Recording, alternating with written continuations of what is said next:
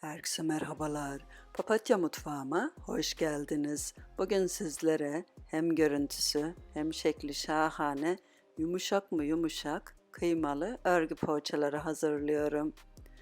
Öncelikle geniş bir yoğurma kabıma 1,5 su bardağı ılık süt, üzerine 1 paket kuru maya ve 1 yemek kaşığı şekerimi alıyorum ve mutlaka mayamız aktif olana kadar karıştırıyorum.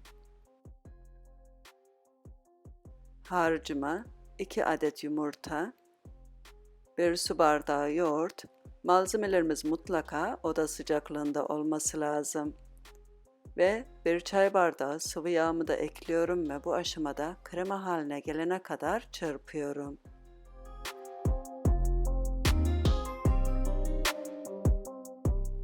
Yanıma almış olduğum 6 su bardağı unumun belirli bir kısmını, daha sonra 1 tatlı kaşığı tuzumu ekliyorum ve bu aşamada hamurumuzu yavaş yavaş unumuzu ekleyerek toparlıyorum. Unlarımızın kalitesi her zaman değişiklik gösterebilir. Lütfen 5 su bardağından sonra kontrollü ekleyelim. Hamurumuzu bir müddet yoğurduktan sonra kenarda bekletmiş olduğum 1 yemek kaşığı tereyağımı üzerine ekliyorum ve yedirene kadar yoğurup toparlıyorum. Ve sizlere yakından kıvamını gösteriyorum. Kıvamı çok güzel, yumuşacık oldu. Üzerine 1 yemek kaşığı sıvı yağımı her tarafına sürüyorum ve mutlaka sıkı bir şekilde kapatıp 1 saat mayalanmaya bırakıyorum.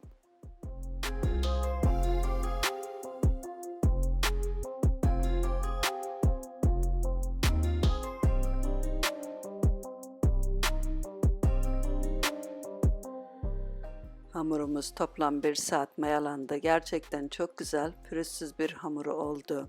Hamurumuzu güzel bir şekilde yoğurup havasını alıyorum.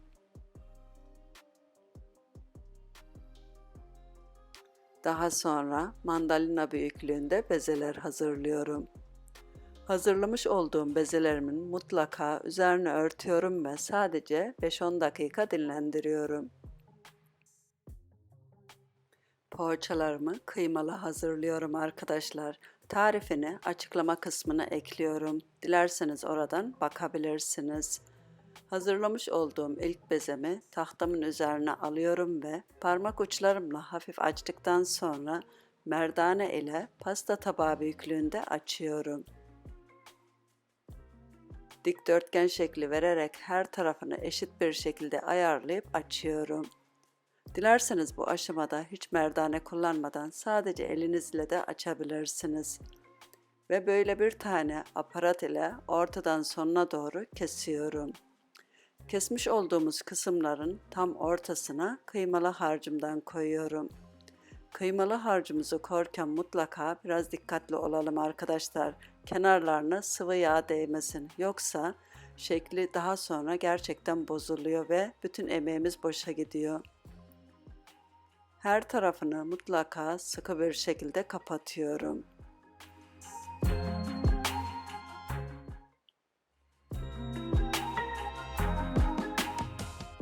Dilerseniz peynirli veya patatesli de hazırlayabilirsiniz. Gerçekten poğaçalarımız hepsi ile çok güzel oluyor.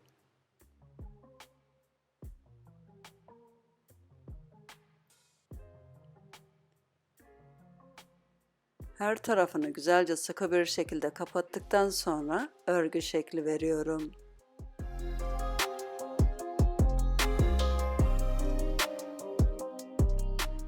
Daha sonra uçlarını birleştiriyorum ve hafif bastırdıktan sonra hepsini bu şekilde hazırlıyorum ve tepsime alıyorum. Yüzlerine yumurta sarısı sürüyorum.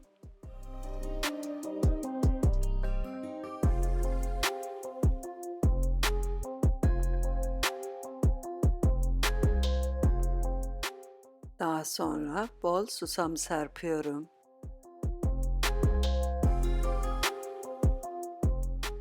Tepsimizi mutlaka önceden ısıtılmış 180 derece fırında kontrollü bir şekilde 25-30 dakika pişmeye gönderiyorum.